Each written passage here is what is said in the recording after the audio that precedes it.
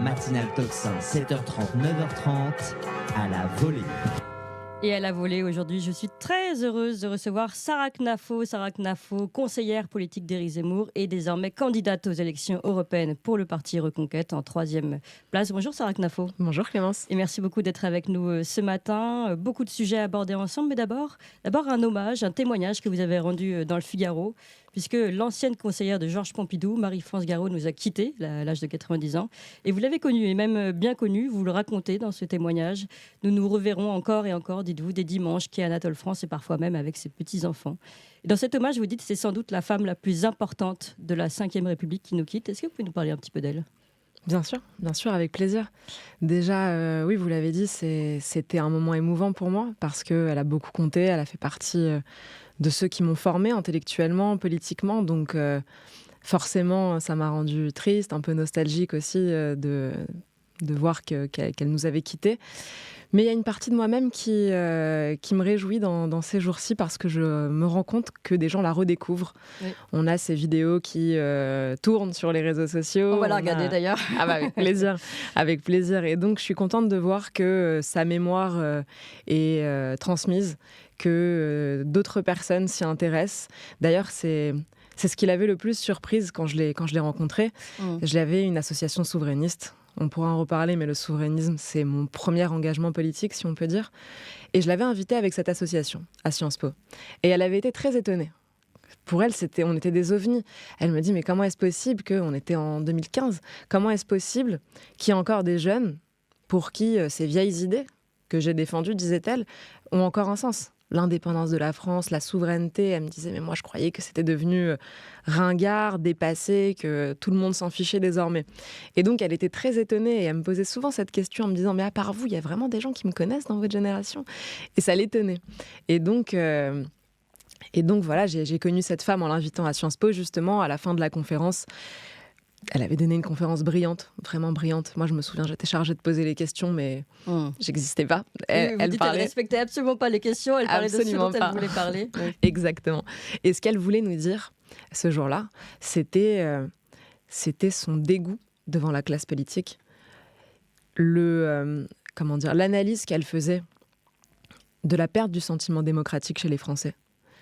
Elle nous disait, mais comment est-ce qu'on peut se plaindre quand, élection après élection, on a l'impression que rien ne change. Les Français se choisissent des gouvernants et à la fin, ces mêmes gouvernants leur disent « merci de m'avoir élu, maintenant je ne peux plus rien faire ». Ça, la CEDH veut pas, ça, la CJE veut pas, ça, Van der Leyen a dit non. On va en reparler, je pense.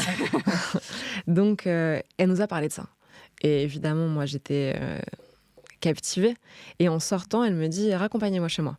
Et je la raccompagne, elle habite quai Anatole France, en face de la place de la Concorde. Et moi, je suis une petite fille, quoi. C'est Marie-France Garot, quand même. Et elle me dit, revenez dimanche, venez prendre le thé à la maison. Et donc, j'y suis allée. Et là, il y a une sorte de relation qui s'est nouée, assez amusante, parce que c'est pas quelqu'un de chaleureux. C'est pas quelqu'un de méditerranéen, vous voyez ce que je veux dire ? Donc, oui. Elle a un chignon, elle est très stricte, elle est impeccable. Et moi, j'étais elle a toujours un air malicieux, dites-vous, ou même souriant dans les yeux aussi. C'est ça. Et donc, en fait, ce qui est paradoxal, c'est ce côté à la fois très rigide, intransigeant, qui met pas forcément à l'aise, et un humour ravageur. Je pense que c'est si on devait parler trivialement, c'est la plus grande charrieuse de la Ve République. Déjà énormément de commentaires. Quand elle veut tuer quelqu'un, elle y arrive en une phrase. Et elle le fait avec un à la fois assassin et malicieux.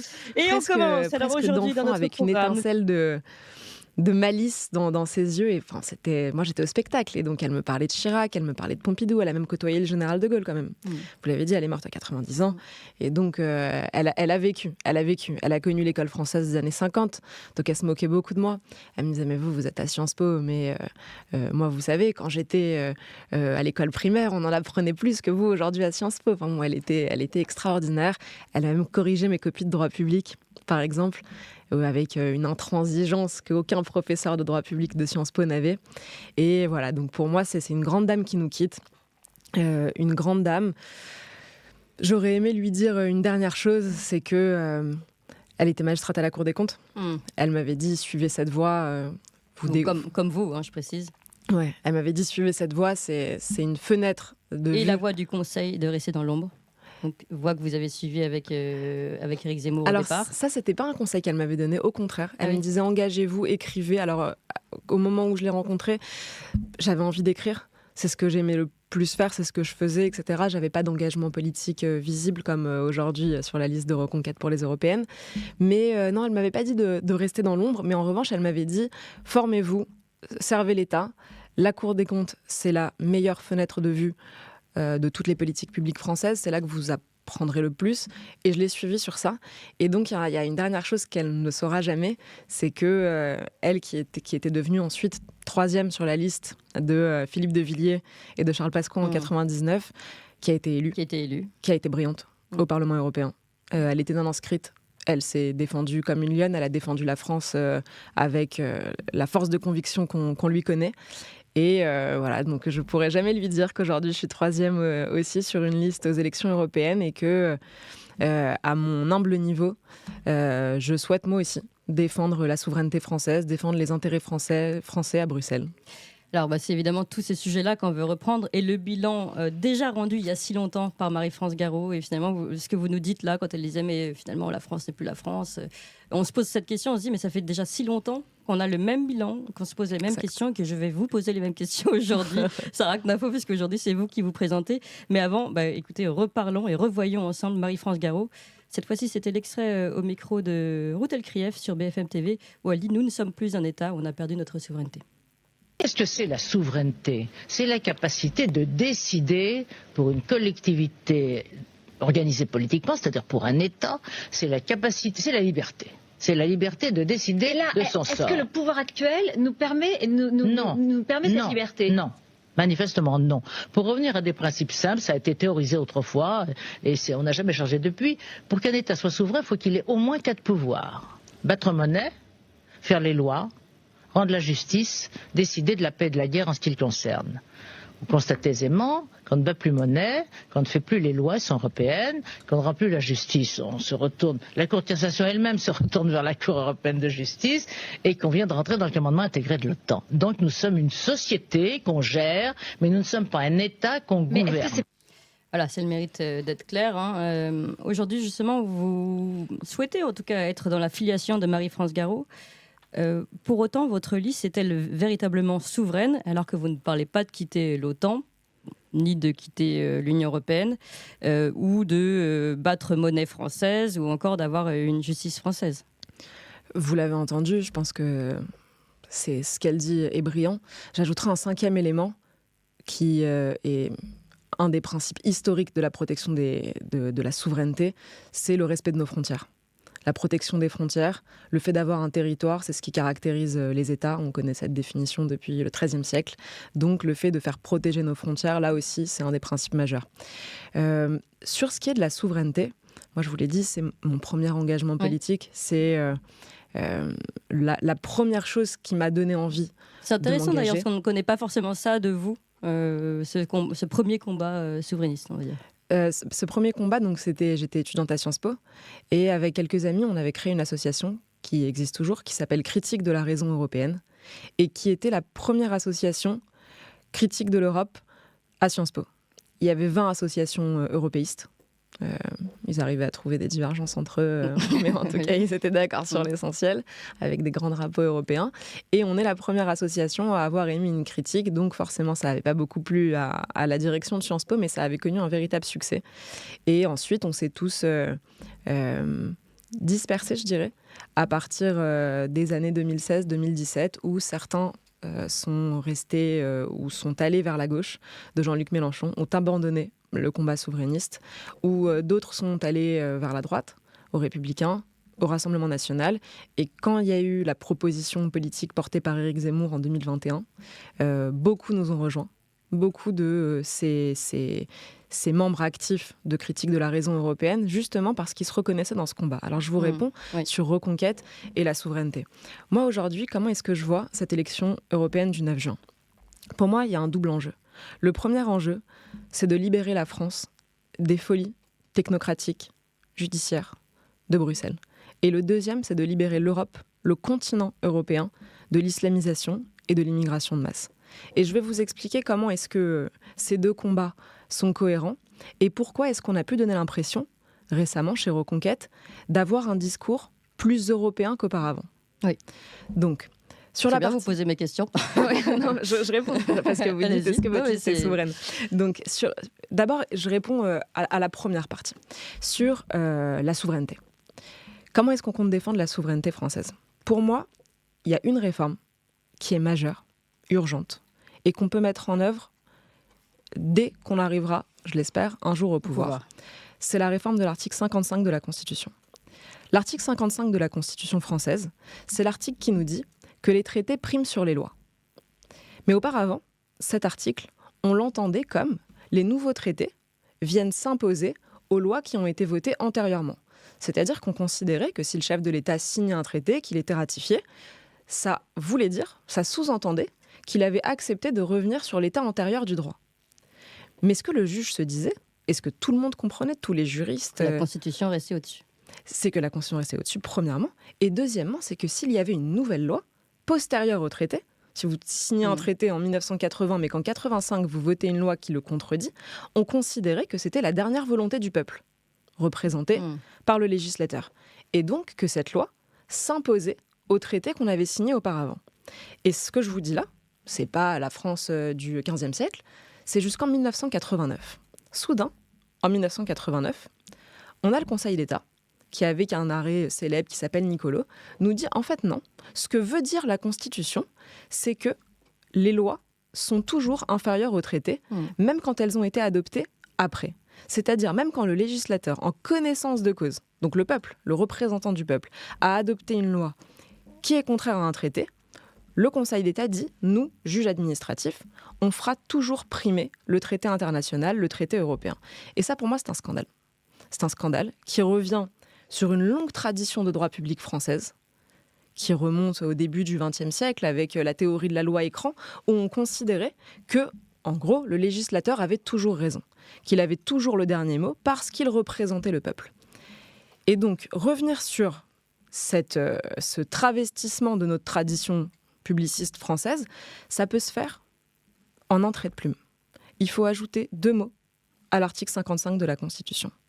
Et ensuite, ça soumettra le juge administratif, j'en ai parlé, il y a aussi le juge judiciaire, je ne vais pas développer, mais ça soumettra les juges français au pouvoir du Parlement et donc du peuple français. Donc la souveraineté française, on peut tout à fait la réhabiliter, la défendre à l'échelle française, donc nous-mêmes. Et ensuite, sur cette question, vous dites pas sortir de l'Union européenne, etc. Moi, le milieu Frexiteur, c'est un milieu qui m'intéresse beaucoup. J'en connais beaucoup, des gens qui veulent le Frexit. Moi, je n'ai aucun mépris, contrairement à beaucoup de politiciens. Quand vous étiez vous-même activiste, on va dire, à Sciences Po, justement, vous étiez plutôt dans la tendance Frexit ou souverainiste, mais sans par la réforme. Dans la tendance souverainiste, c'est pour ça qu'on avait appelé notre association Critique de la raison européenne. Il y a le terme de critique.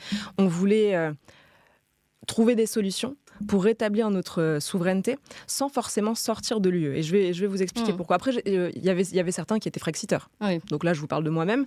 La tendance générale, c'était pas le Frexit. Par la réforme. Ouais. Mais le milieu frexiteur, donc c'est un milieu que je connais, que j'ai de l'estime pour ce milieu parce que je trouve qu'il y a une recherche intellectuelle, une attention portée au droit, au traité, c'est un milieu informé, si vous voulez.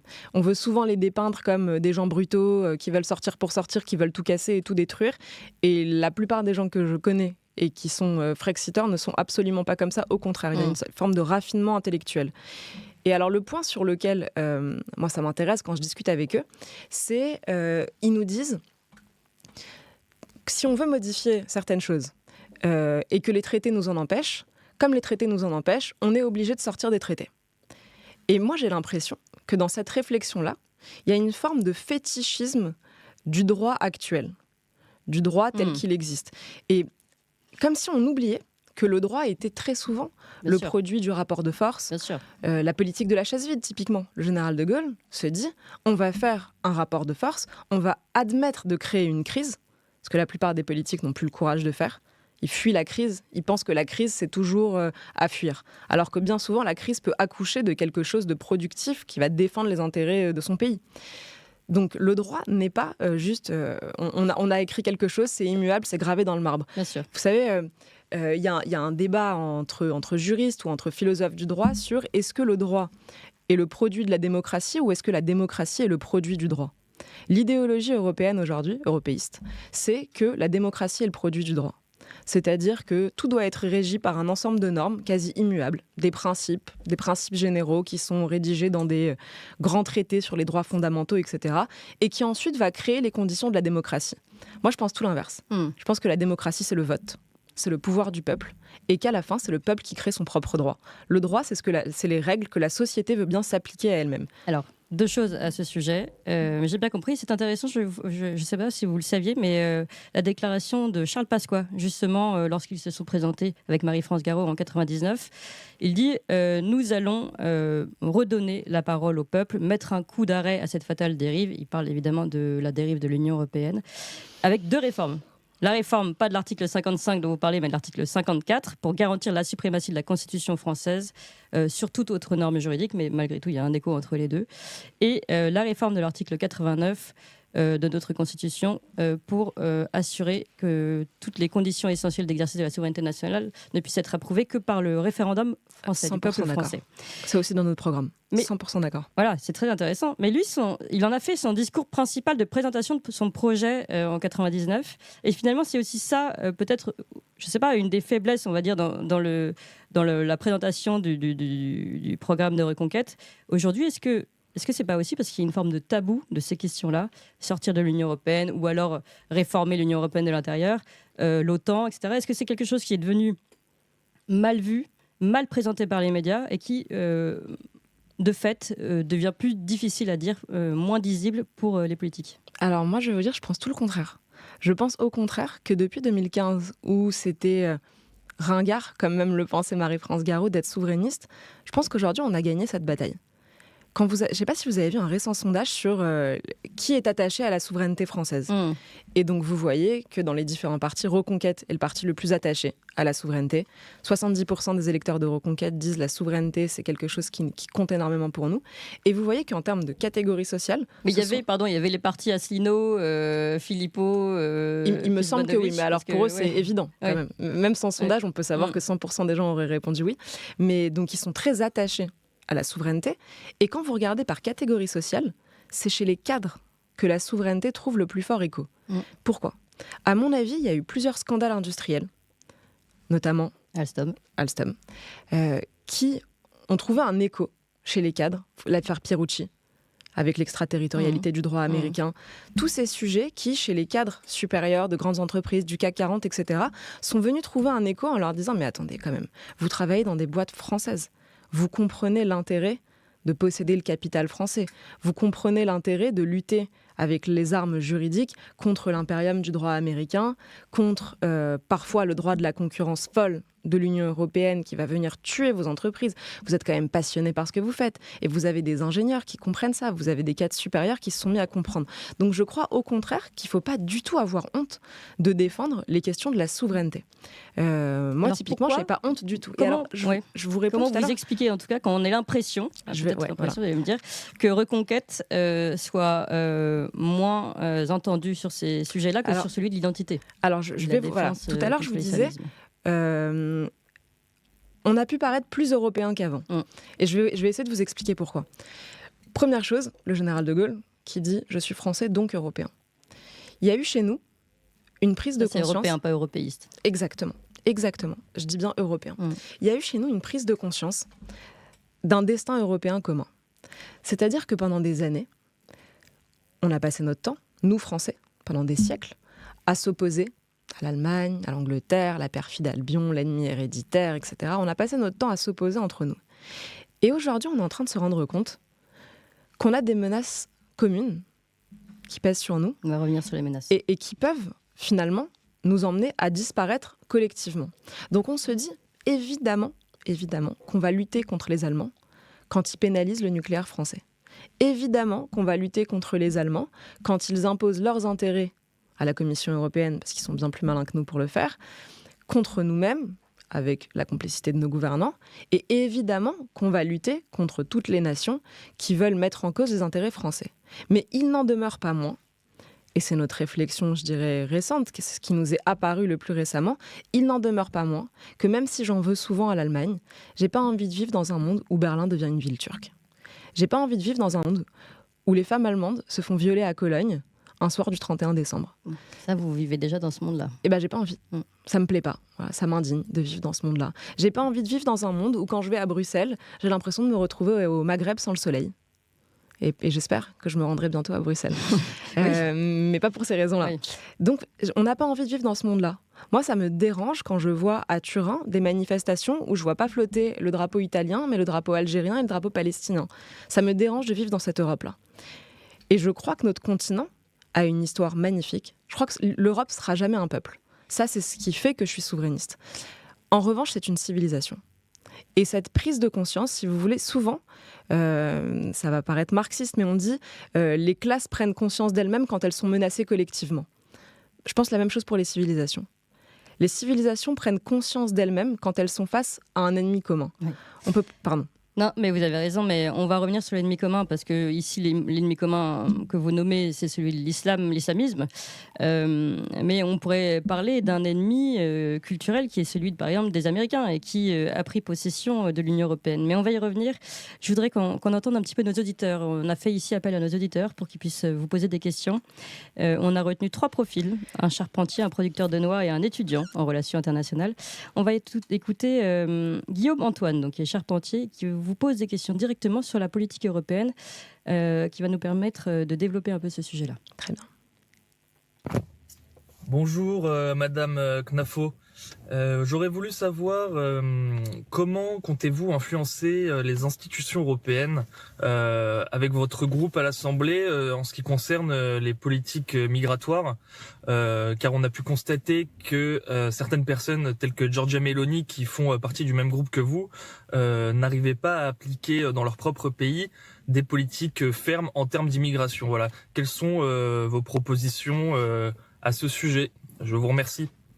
J'ajoute une précision à sa question, puisque c'est justement ce que vous disiez. Vous disiez on veut lutter pour la défense de nos frontières et on veut lutter contre une immigration massive qui peut être islamisée. Et finalement, on se rend compte que peut-être votre futur meilleur allié, le parti de Meloni, de son côté en Italie, n'arrive pas à lutter contre la politique... Enfin, pour minimiser la politique migratoire.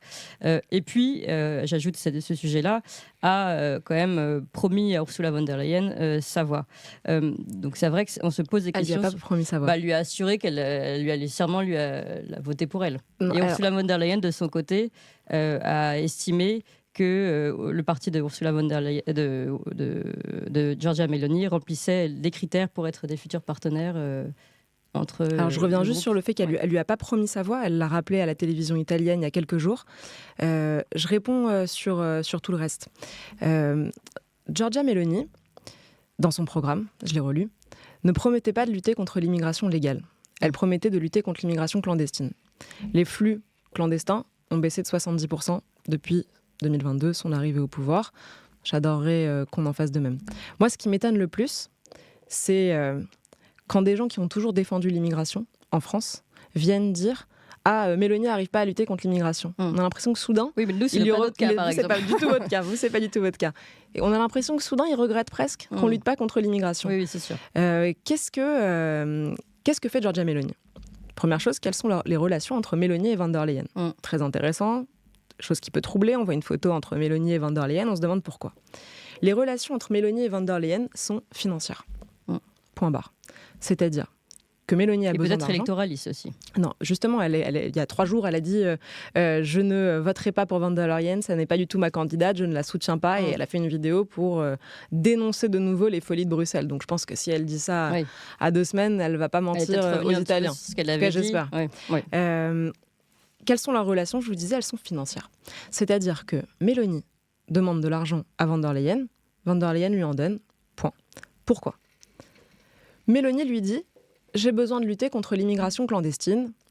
Mon pays est situé au large de la Méditerranée. On a des Tunisiens ou des Africains qui passent par la Tunisie et qui viennent chez moi. J'ai besoin que le gouvernement tunisien m'aide. Et pour cela, le gouvernement tunisien a besoin d'argent. Elle emmène von der Leyen dans ses bagages, von der Leyen signe des chèques et les Tunisiens disent on va vous aider. Elle fait la même chose en Albanie, elle fait la même chose en Égypte, demain peut-être au Maroc. Et donc elle est en train de tordre le bras de la Commission européenne pour lui demander de l'argent pour financer ces projets-là. Et pour moi, c'est exactement ce qu'on devrait faire. On devrait dire les Européens donnent de l'argent chaque année en masse au budget de l'Union européenne. Il faut orienter ce budget vers les seuls projets qui peuvent défendre les Européens. Et donc typiquement, aider des gouvernements à canaliser l'immigration chez eux, pour moi, ça fait typiquement partie, et ça répond à la question du jeune homme, ça fait typiquement partie des projets qu'on doit pouvoir défendre pour aider les Européens et qu'on arrête de financer avec cet argent toutes sortes de folies, de propagande, d'endoctrinement, de gabegie de l'Union européenne, d'aide au développement qui ne servent le plus souvent à rien et qui ne rendent service à aucun des Européens et sûrement pas aux Français. On a chez nous aussi des problèmes de cet ordre-là, mais on en reparlera si vous voulez, si on peut parler d'économie. En tout cas, sur la manière de peser, je crois qu'on peut dire que donc, au sein du groupe des conservateurs européens, on a 5 pays, des partis de 5 pays qui sont déjà au pouvoir, donc qui ont déjà une voix au Conseil européen, ce qui peut nous aider à peser. On a ensuite, on entend récemment, typiquement le Rassemblement national qui critiquait Mélanie. On comprend aujourd'hui que c'était pour des raisons électoralistes contre nous, puisque maintenant Marine Le Pen a dit qu'elle rêverait de faire alliance avec Mélanie. Elle a dit ça ce matin, c'est sorti dans Politico. Donc on comprend bien que tout ça n'était qu'électoraliste. Il ne va plus y avoir grand monde pour critiquer... Le RN qui a dû se séparer de la FD parce que son groupe devenait gênant. Exactement. Et qui maintenant rêve de faire alliance avec Mélanie.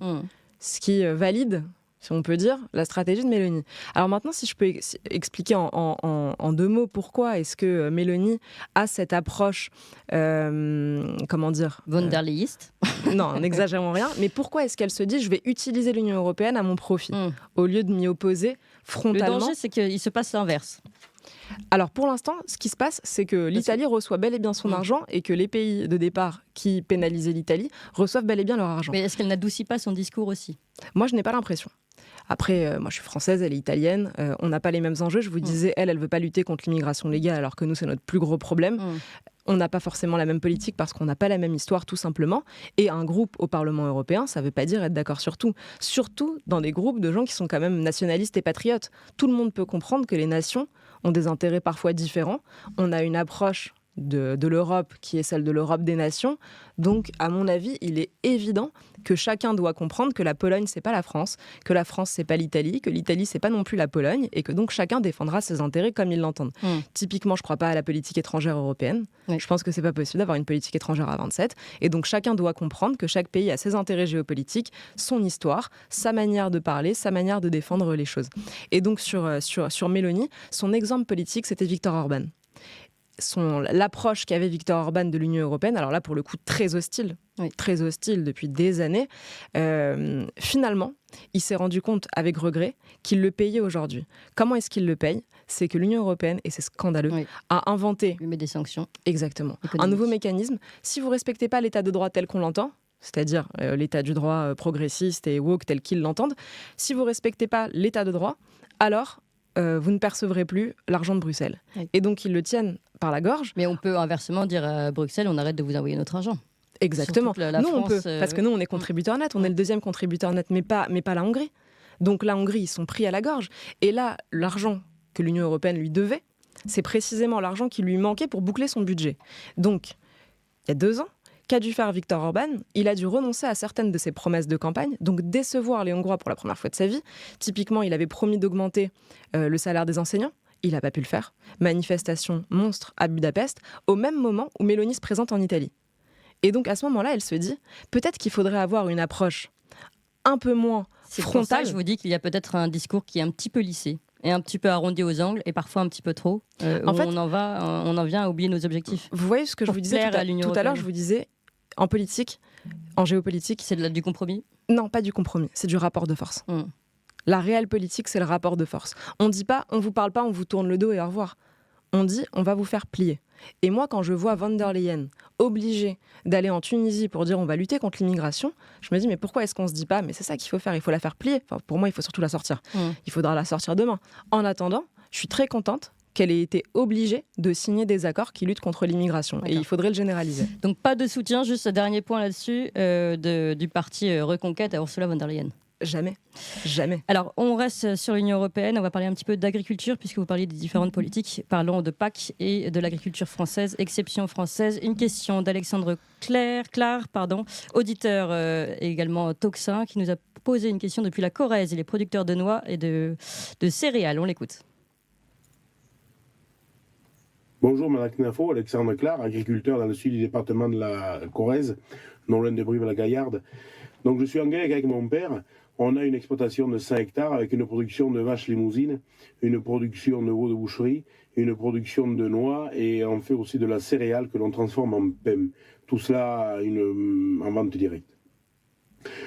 Aujourd'hui, que pensez-vous de la place de la France dans l'Europe, notamment dans l'inégalité salariale? Aujourd'hui, les salaires au niveau de l'Europe ne sont pas égaux. On produit, mettons, 1 kilo de viande en France, nous coûte 2-3 euros, et en Espagne, il va coûter 1 euro. Comment voulez-vous être compétitif là-dessus? Un producteur de tomates espagnol qui vend une tomate 1 euro gagne de l'argent. Un producteur de tomates françaises qui la vend 1 euro, il ne gagnera jamais d'argent. C'est terrible tout ça. Aujourd'hui, il faut une Europe égale dans les normes, égale dans les salaires. Aujourd'hui, on ne peut pas continuer comme ça, sinon notre pays est perdu. Cri du cœur de notre agriculteur ici. Comment on fait pour défendre en effet la particularité française, particularité excellence française et aussi particularité salariale avec des salaires et des charges qui sont beaucoup plus lourdes que pour le reste de l'Europe? Alors, magnifique témoignage d'Alexandre qui travaille avec son père. Donc ça, c'est aussi la beauté de l'agriculture, un des rares secteurs qui a réussi à préserver parfois un modèle familial. Je vais y revenir. J'ai connu le secteur agricole. J'ai travaillé dans le Béarn, à la préfecture des Pyrénées-Atlantiques. Et dans le Béarn, j'ai remarqué l'angoisse de cette profession. Vous savez, on dit toujours il y a un agriculteur il y a un agriculteur qui se suicide tous les 2 jours. Et ça a l'air d'être une statistique. Mais c'est terrible. Un agriculteur tous les 2 jours, il faut imaginer ce que ça signifie. Ce serait même encore plus. De l'état de notre pays. Donc, qu'est-ce qui les angoisse? Moi, ce que j'ai observé, c'est que, première chose, ce sont des gens qui sont passionnés par leur métier. Là, vous entendez Alexandre, il vous dit qu'il est polycompétent, il fait toutes sortes de choses. Ils sont passionnés par leur métier, ce sont des gens qui aiment leur terre, qui aiment leurs bêtes, qui aiment leur terroir, qui se réveillent à 5h du matin et qui se plaignent jamais. Et qu'est-ce qui les angoisse? C'est qu'ils aiment faire leur métier. Et ils ont l'impression qu'en fait, à la nuit tombée, ils doivent en faire un deuxième. Soudain, ils doivent devenir juristes, parce que l'Union européenne leur impose des normes invraisemblables. Quand on a déjà lu un formulaire PAC, on se dit, mais comment est-ce possible d'être aussi fou? C'est invraisemblable de demander à un agriculteur un niveau juridique digne d'un avocat au barreau de New York. C'est de la folie. Ils doivent soudain devenir comptables. Parce que pour percevoir une aide, il faut être capable de remplir des milliers de cases avec des milliers de chiffres, avoir mesuré la moindre parcelle, avoir pu assurer qu'on avait bien un terrain qui était en pente avec tel degré et pas tel autre, etc. Chimiste, toutes sortes de choses. Et donc on a des gens qui sont passionnés par leur métier, qui aiment être agriculteurs en fait, qui aiment être éleveurs, qui aiment être paysans, qui aiment travailler la terre, et à qui on dit à la nuit tombée, tu vas encore faire des heures supplémentaires, qui vont se transformer dans leur vie en mois supplémentaires, en années supplémentaires, et ils vont se perdre dans ça. Et je crois qu'il y a un véritable désespoir. On s'en rend pas compte quand on dit technocratie. On a l'impression que c'est juste c'est un discours libéral, on n'aime pas la technocratie. Non, il y a des gens qui se suicident vraiment à cause de la technocratie. Et c'est pas exagéré de dire ça. Il y a des gens qui se sentent soudain perdus dans ce labyrinthe où ils ont l'impression qu'ils sont considérés par principe comme des délinquants. Et s'ils remplissent pas la bonne case, alors ils n'auront pas la bonne aide. Et alors moi, je voyais typiquement, je vous ai parlé du Béarn, je voyais des gens qui, à la fin de l'année, étaient ponctionnés de cette aide de la PAC sur laquelle ils comptent. Qui est nécessaire. Ils sont à la gorge et s'ils n'ont pas cette aide, ils meurent. Et ils peuvent fermer, c'est fini, c'est terminé. Ils n'ont plus les moyens de payer, de louer leur tracteur ou de payer s'ils ont la chance d'avoir des salariés. En général, ils sont criblés de dettes. Exactement. Et donc, on ne se rend pas compte que ce labyrinthe normatif technocratique peut vraiment pousser au désespoir. Donc, il y avait un deuxième sujet, moi, que je remarquais qui les angoissait beaucoup, au-delà du sujet des normes, c'est l'idéologie environnementale. Ils ont l'impression qu'il y a des Parisiens dans des salons... L'agribashing. L'agribashing. Il y a des Parisiens dans des salons qui se considèrent comme les dépositaires du patrimoine naturel, les dépositaires de la terre et de l'environnement, qui n'y connaissent rien, qui ont vécu sur le goudron parisien toute leur vie, et qui soudain viennent donner des leçons d'agriculture à des paysans qui font ça parfois de père en fils depuis le XIIIe siècle. Et le sujet qui était le plus marquant dans les Pyrénées, c'était la réintroduction des ours. Oui. Et donc là, typiquement, c'est la double peine. Ils n'arrivent pas à vivre de leur travail. Ils doivent, on l'a dit, se réveiller à 4 heures du matin pour leurs bêtes, les soigner eux-mêmes, etc. Et soudain, on leur dit, en fait, vos brebis vont se faire manger par des ours, mais c'est pas grave. Ça fait plaisir à Nicolas Hulot. Nicolas Hulot, il est content quand il se réveille le matin. Il est content parce qu'il se dit, ah bah tiens, il y a des ours qui sont en train de vivre dans les Pyrénées. Et lui, ça le réjouit. Il se dit, c'est Winnie l'ourson, quoi. Il y a des ours et des loups qui peuvent vivre tranquillement. Donc, un amour très étrange de la sauvagerie, un retour de l'amour de cette sauvagerie bestiale. On est content qu'il y ait des bêtes sauvages. Alors, et les éleveurs du Béarn se disent, mais nos grands-parents, nos arrière-grands-parents ont passé leur vie à lutter contre les ours, justement parce que la cohabitation était impossible, non seulement entre les hommes et les ours, mais entre les bêtes qui nourrissent quand même notre pays, et les ours. Vous parlez d'un mal français, pardon, mais si on revient sur l'Union européenne et la façon dont Reconquête pourrait suggérer, aller ici sauver l'agriculture française et ses particularités. Alors, c'est pas que français, c'est européen. La directive Natura 2000, typiquement, la directive Oiseaux, etc. C'est des sujets qui sont portés par l'Europe. Les idéologues environnementaux, ils prennent une place démesurée au sein des institutions européennes. Si vous regardez typiquement la Commission européenne et que vous enquêtez un peu sur les profils, je pense que vous avez déjà dû le faire, ce sont des gens qui sont passés par Greenpeace auparavant. En tout cas, vous les retrouvez surreprésentés, ces idéologues verts. Donc, c'est un sujet qui est européen. Et nous, qu'est-ce qu'on propose ? Première chose, je vous ai parlé de la tyrannie normative. Nous, on dit, chez Reconquête, on ne votera pas. Quand on sera, je l'espère, au Parlement européen, on ne votera pas de texte qui impose des normes supplémentaires à nos agriculteurs. Par ailleurs, deuxième scandale, et c'est la double peine quand on est français, c'est que la France ne se contente pas d'appliquer ce que l'Europe demande, elle surtranspose. Maximaliste, pluraliste que le roi, plus européiste que les européistes. Donc, on va prendre un texte et on va rajouter des petites normes au cas où ça manquait, au cas où les agriculteurs ne faisaient pas assez d'heures supplémentaires. Donc ça, nous, on dit, voilà, nous, on ne votera pas, jamais. On luttera contre les textes qui proposent de contraindre encore plus nos agriculteurs. La deuxième chose, c'est que et tous les de la concurrence déloyale aussi, le CETA et tout ça. La même chose. On parlait tout à l'heure de la concurrence déloyale qui a été organisée au sein de l'Union européenne avec des agriculteurs qui n'arrivent pas à vivre de leur travail. Que dire quand non seulement, effectivement, on a une concurrence intracommunautaire au sein du marché unique, mais qu'en plus, nos agriculteurs sont soumis à la concurrence déloyale d'agriculteurs venus du monde entier qui ne respectent aucune de nos normes, selon qu'on a les normes les plus élevées du monde, donc c'est facile de ne pas respecter toutes nos normes, mais on importe ces produits librement. Donc, c'est pour vous répondre sur le libre-échange, alors que quand on produit chez nous, on a des normes immenses et il faut savoir que les normes, c'est de l'argent. Plus un produit a de normes, plus il va coûter cher. Typiquement, pourquoi le bio coûte cher ? Parce qu'il doit respecter plus de normes. Pour un agriculteur, ça veut dire des coûts de production plus élevés. Plus il y a de normes, plus c'est cher à produire, et plus c'est cher à produire, plus c'est cher quand on le vend. Donc, à la fin, une concurrence déloyale en important du poulet venu du monde entier, d'Amérique latine, en important des produits qui, pour le coup, ne sont pas du tout soumis à des technocraties aussi imposantes que les nôtres. Et donc, ce qu'on propose, c'est les clauses miroirs. C'est-à-dire, on n'a plus le droit d'importer des produits, ou alors avec des droits de douane extrêmement élevés et dissuasifs, des produits qui ne respectent pas les normes que nos agriculteurs, eux, sont obligés de respecter. D'accord. Ça, on a compris. Donc, droits de douane, finalement, qui reviennent. Finalement, une forme de nouvelle frontière économique. Vous parliez pour l'Europe tout à l'heure également de politique internationale. On va parler un petit peu de cette politique internationale. Elle est très vive en ce moment et très chaude. Je vous propose qu'on écoute notre deuxième auditeur, Thibaut, qui est étudiant en relations internationales. Écoutez-le. Bonjour Madame Knafo, j'ai 2 questions pour vous. La première est de savoir si vous considérez Israël comme faisant partie de la civilisation occidentale. Et si tel est le cas, est-ce que le conflit contre le Hamas est une guerre civilisationnelle ? La seconde serait d'avoir votre avis sur le fait qu'Israël fournisse des armes et soutienne l'Azerbaïdjan dans sa guerre contre l'Arménie au Haut-Karabakh. Je vous remercie d'avance pour vos réponses. Alors, question, en effet, oui, parce que, allez-y, vous allez nous dire, mais c'est vrai qu'on vous a souvent entendu parler de combat civilisationnel. Or, si les civilisations marchent, pourquoi Israël donne la main, d'une certaine façon, ce partenariat économique avec l'Azerbaïdjan ? Très bonne question. Et si la civilisation marche, pourquoi l'Union européenne continue de faire un processus d'adhésion de la Turquie au sein de l'Union européenne ? C'est un scandale. Donc, je commence par la fin. Oui, d'accord. Les civilisations peuvent exister, même si les nations qui les composent ne se rendent pas compte que parfois, elles ont des politiques qui vont contre leurs intérêts civilisationnels. Typiquement la France aujourd'hui. Si les civilisations existent, on pourrait dire pourquoi est-ce qu'Emmanuel Macron continue d'importer 500 000 immigrés venus pour la plupart de pays africains et musulmans chaque année.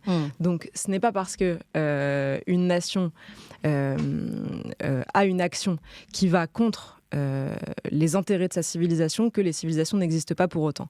On regarde les États-Unis, etc. Moi, je trouve qu'il y a une prise de conscience, notamment depuis le 7 octobre, mais qui pour certains est venue avant, effectivement, de l'existence d'une civilisation occidentale qui est menacée. Quand on lit Ernest Renan, il dit « l'Occident, c'est Athènes et Jérusalem ». C'est la naissance du judéo-christianisme. Il a des pages magnifiques sur ce qu'est la civilisation judéo-chrétienne, ce mélange entre Athènes et Jérusalem, deux modèles tellement différents, mais qui ont créé, façonné des comportements.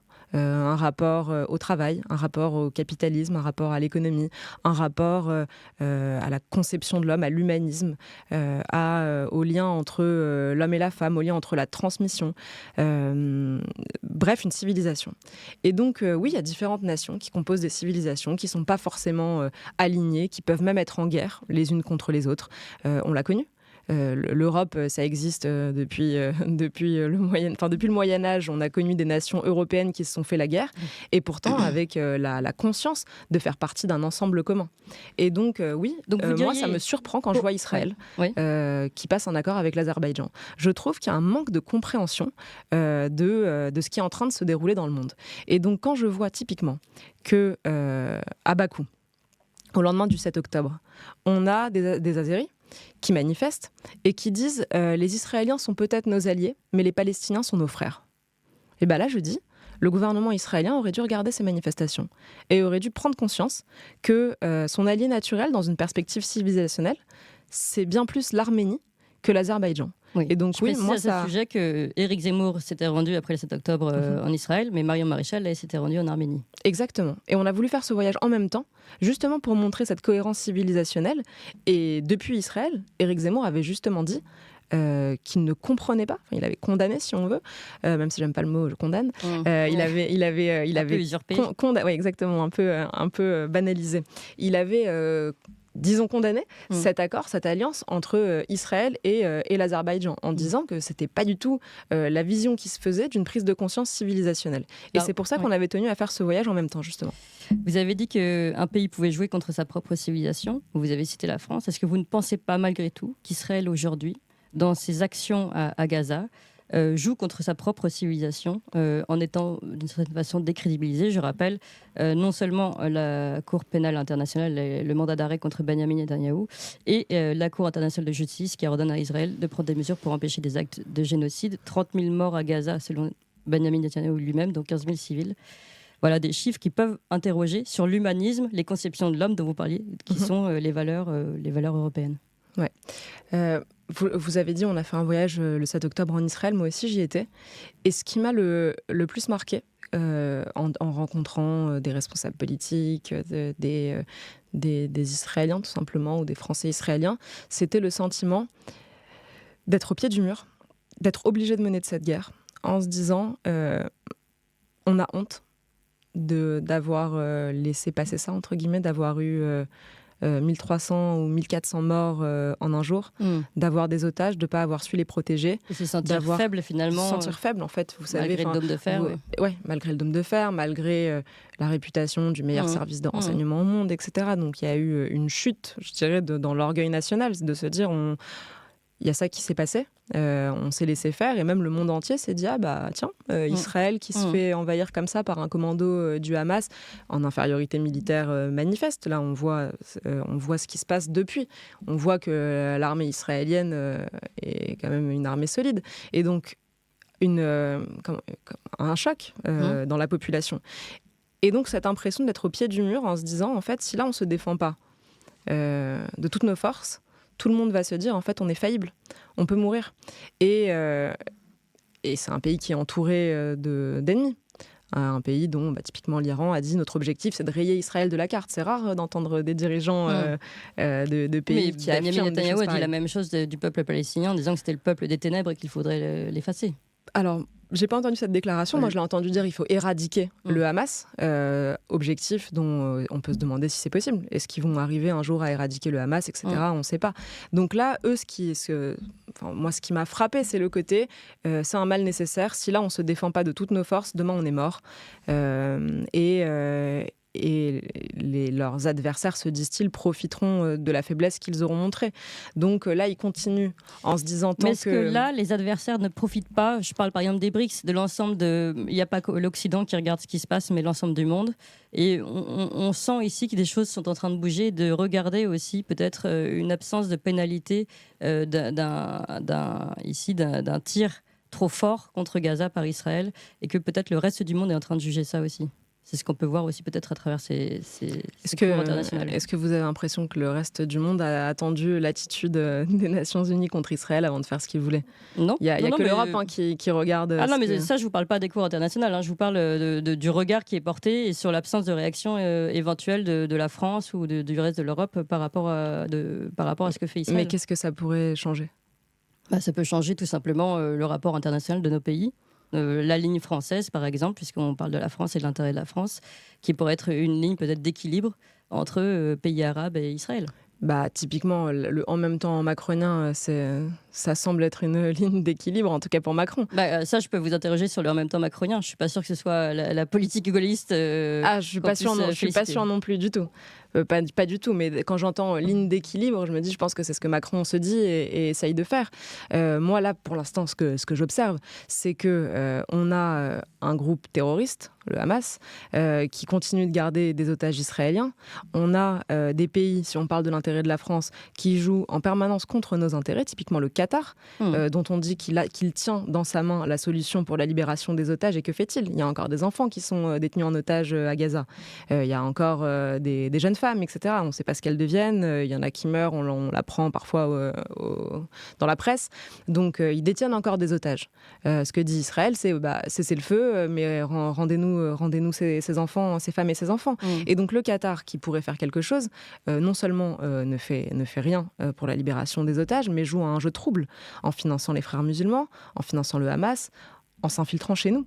Le Qatar, en s'infiltrant chez nous, dans nos banlieues, dans nos médias, dans nos universités.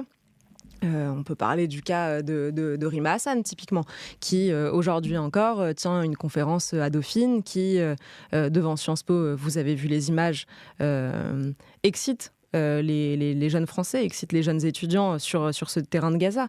Et donc à la fin, moi, ce que ça m'inspire, c'est de dire, mais quand même, on est dans une élection européenne, c'est pas une élection palestinienne. Là, ce qui est en train de se jouer dans cette élection, c'est pas le sort de Gaza, c'est pas le sort d'un futur État palestinien. Oui, c'est sûr, et on parle de la France, et c'est pourquoi aussi il est important que peut-être Reconquête nous montre à quel point l'intérêt de la France est primordial, pour revenir justement à cet esprit gaulliste, est primordial dans ce combat géopolitique. Typiquement, je vous disais tout à l'heure, les civilisations prennent conscience d'elles-mêmes quand elles sont menacées. Et je vous disais, parfois on s'aperçoit uniquement quand on a des ennemis communs de ce qui nous rapproche. Donc là, vous voyez, je vous ai parlé du Hamas, financé par le Qatar, les frères musulmans qui sont derrière. Et vous regardez aujourd'hui la situation chez nous, ce qui nous menace le plus. Moi, je pense que ce qui a changé depuis la vieille idée de politique arabe de la France, qui date des années 60, de la fin des années 60 avec le général de Gaulle, que la chose principale qui a changé depuis, c'est le grand remplacement. En 1967, on pouvait encore défendre des intérêts arabes sans avoir l'impression de défendre des intérêts anti-français. Aujourd'hui, on a des puissances étrangères, de pays musulmans, qui jouent contre nous et qui le savent. Le Qatar, il fait ça en connaissance de cause. Vous considérez que le général de Gaulle réfléchirait et dirait les choses autrement aujourd'hui ? C'est certain. C'est ce qu'il a fait toute sa vie. Ce qu'on retient de plus important du gaullisme en matière de géopolitique, c'est la réelle politique.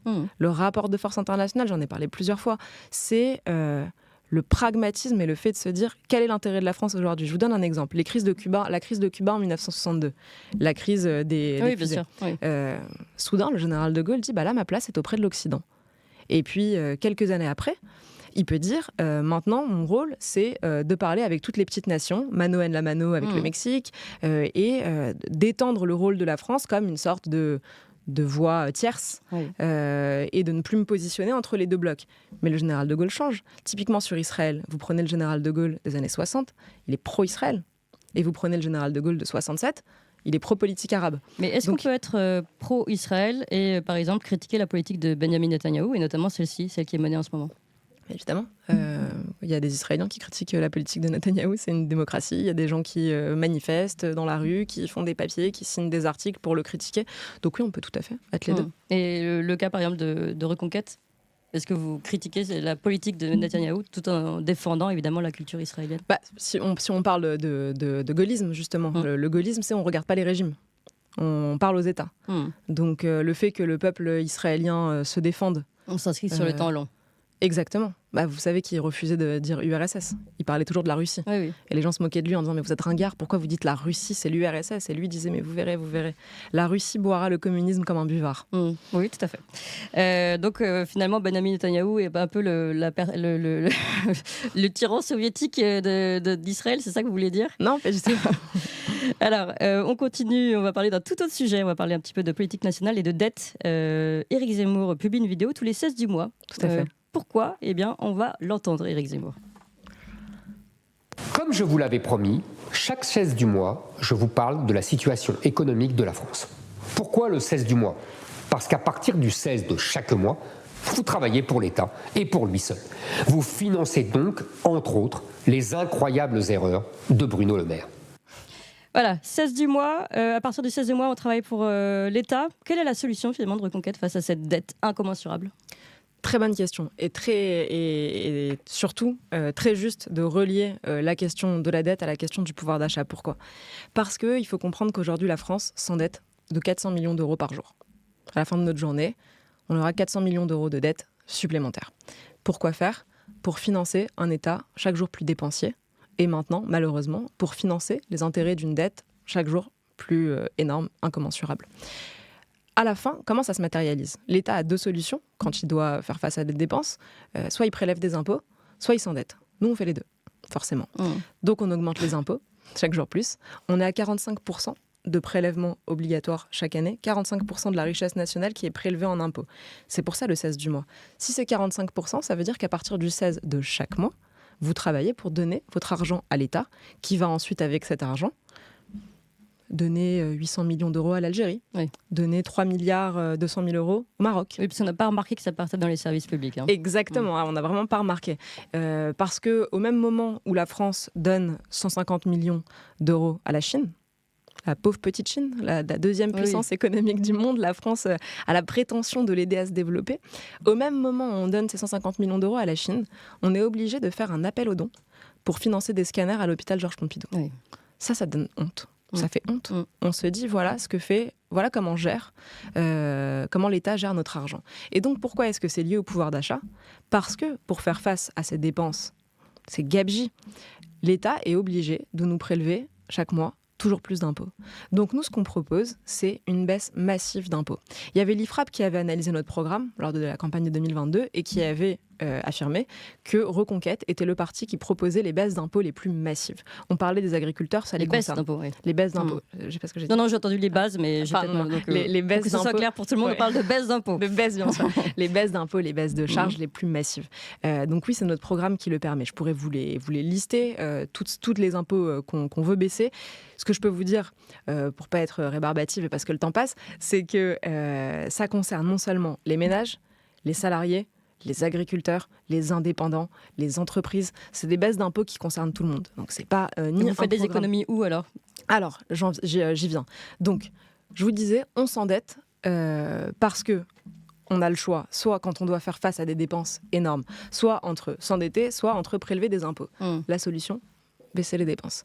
Baisser les dépenses, d'abord, il y a des gabegies partout. Moi, c'était mon métier, donc contrôler, prendre un ministère, l'épingler et trouver tout ce qui ne sert à rien, tout ce qui ne rend pas un service aux Français, c'est quelque chose qui est assez facile. Nous, on le fait tous les 16 du mois. On aimerait être au pouvoir pour avoir accès à encore plus d'informations et le faire, mais je peux vous donner quand même quelques principes. Oui. Déjà, il faut avoir le courage de dire que sur certains sujets, il faut remettre en cause le périmètre de l'État. Typiquement, l'audiovisuel public. 4 milliards d'euros qu'on pourrait économiser. Oui.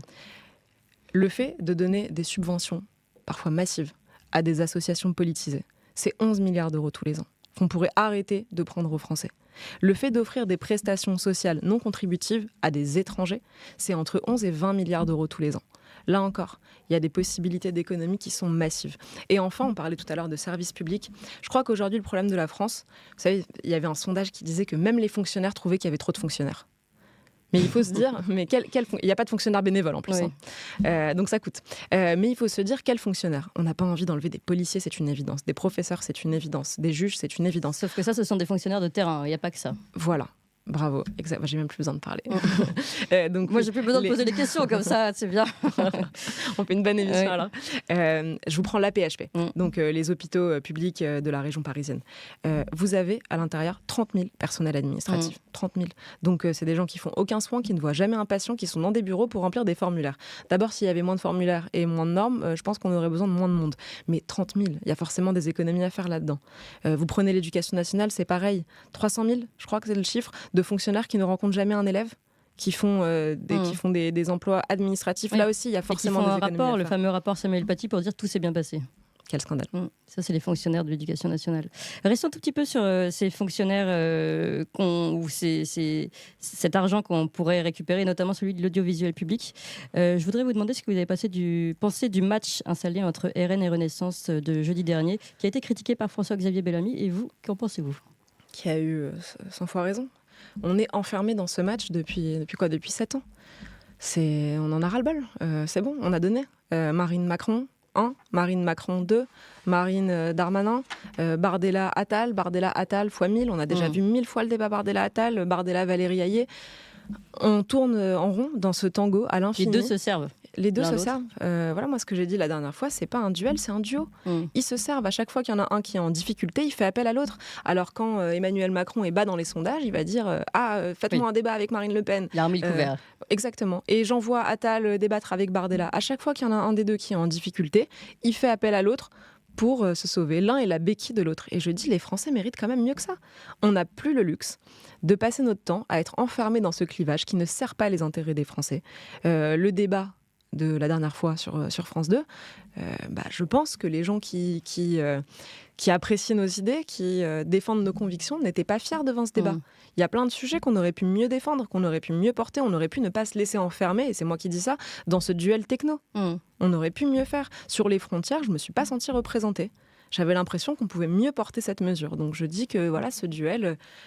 Vous craignez le vote utile, même pour les européennes, alors qu'on ne fonctionne pas en système de vote utile, vous le craignez ? Je pense en tout cas qu'on a le devoir chez Reconquête de tous répéter, comme Marion le fait, qu'il n'y a pas de vote inutile dans cette élection. Ce n'est pas une élection où il va y avoir un grand gagnant et ensuite tous les autres ne servent à rien. Il n'y a pas de second tour. On vote à un tour, c'est un seul tour. Un seul message, un seul jour, le 9 juin. On vote pour celui qu'on préfère et celui qu'on préfère nous représentera au sein du Parlement européen. Donc ce que je peux dire, c'est que le Rassemblement national est arrivé en tête 2 fois, en 2014 et en 2019. Et est-ce qu'on peut dire que ça a changé quoi que ce soit ? Est-ce qu'on peut dire que ça a fait reculer typiquement von der Leyen ? Est-ce qu'on peut dire que ça a fait reculer les fédéralistes ? Non, je crois pas. Est-ce qu'on peut dire que ça a fait reculer l'islamisation, la mainmise de la Commission européenne pour financer l'endoctrinement, le wokisme, tout ce dont on a parlé tout à l'heure ? Est-ce qu'on peut dire que ça a défendu les intérêts d'un seul agriculteur ? Moi, je crois pas. Donc, on ne peut pas raisonnablement penser qu'avoir 3 ou 4 députés de plus pour le Rassemblement national va soudain changer notre vie. C'est pas vrai, ça changera pas. Donc nous, on vous dit... on dit à ceux qui nous écoutent, chez Reconquête, il n'y aura pas d'absentéisme. On sera travailleurs, on sera au Parlement européen, on sera dans un groupe qui, je l'espère, pourra peser au sein du Parlement européen, pourra entraîner des majorités pour voter sur les textes qu'on veut défendre, pourra même avoir des minorités de blocage pour empêcher les textes dont on ne veut pas, et je vous ai dit typiquement, on ne signera pas les textes qui ajouteront des normes, mais j'aurais pu vous dire plein d'autres choses. Donc je pense que les députés de Reconquête seront vraiment des travailleurs. Je pense qu'il faut voter au mérite, en fait, le 9 juin.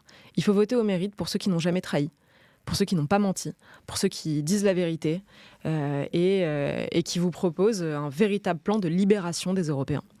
Message passé. À les dernières questions pour finir. On va se projeter encore plus loin que le 9 juin. On va partir en 2026 pour les municipales et à Paris notamment. Paris où Reconquête est très important. On sait déjà que Rachida Dati se positionne. C'était même tout son jeu. De LR, elle est partie évidemment dans le gouvernement tout en promettant et en se faisant assurer une place de candidate pour Paris pour les municipales. Alors comment va se positionner Reconquête ? Est-ce que ce sera l'opposant, vous pensez, à cette alliance de fait entre LR et Renaissance ? L'alliance entre LR et Renaissance, on la voit partout. Elle devient manifeste. Nous, oui, on n'en est pas. La certitude, c'est qu'il faut sortir Anne Hidalgo au plus vite. On a quand même le sentiment que Paris, c'était la ville des bouquinistes, des amoureux, la fierté française, et que maintenant c'est devenu la ville des bouchons, des rats, des bouquinistes aux bouchons. Des raquettes. Ouais, exactement. Donc non, ça fait honte de voir ce qu'est devenu la capitale, et je pense qu'à chaque fois que des étrangers arrivent dans notre ville, ils se disent ah mince, il y a même un syndrome au Japon quand les gens viennent et découvrent la ville de Paris, ils reviennent déprimés chez eux en se disant mais c'est pas du tout ce que j'imaginais. Donc non, il est grand temps qu'Anne Hidalgo s'en aille. Il est grand temps que nos idées arrivent à Paris. Je pense que Reconquête a toute sa place dans la recomposition qui s'annonce. On a des personnes formidables chez nous, des militants, des cadres qui sont fantastiques à Paris. Est-ce qu'on peut imaginer un match de femmes pour Paris en 2026 ? Pourquoi pas ? Pourquoi pas. Mais voilà, surtout, je crois que Paris doit redevenir la capitale de la France, et pas seulement une ville de bobos qui exclut de leur ville toutes les classes moyennes françaises avec leurs enfants. Enfin, il faut quand même savoir qu'il y a même des classes qui ferment dans Paris. Ça fait. Ce qui est invraisemblable, mais on se dit en fait c'est une ville soit qui vieillit parce que les gens qui ont pu avoir la chance d'acheter dans Paris sont déjà vieux aujourd'hui, soit qui se hachaient la mise sous l'impulsion de Madame Hidalgo, et à la fin les familles françaises avec des enfants et qui veulent avoir une vie normale ne peuvent plus y vivre et doivent vivre soit en périphérie, soit dans d'autres villes. Donc il est grand temps que Paris redevienne Paris, pour que la France reste la France aussi. Merci beaucoup Sarah Knafo. Je rappelle candidate aux élections européennes pour le parti Reconquête, et on verra donc tout ça le 9 juin. Merci encore Sarah Knafo, et merci beaucoup à vous tous.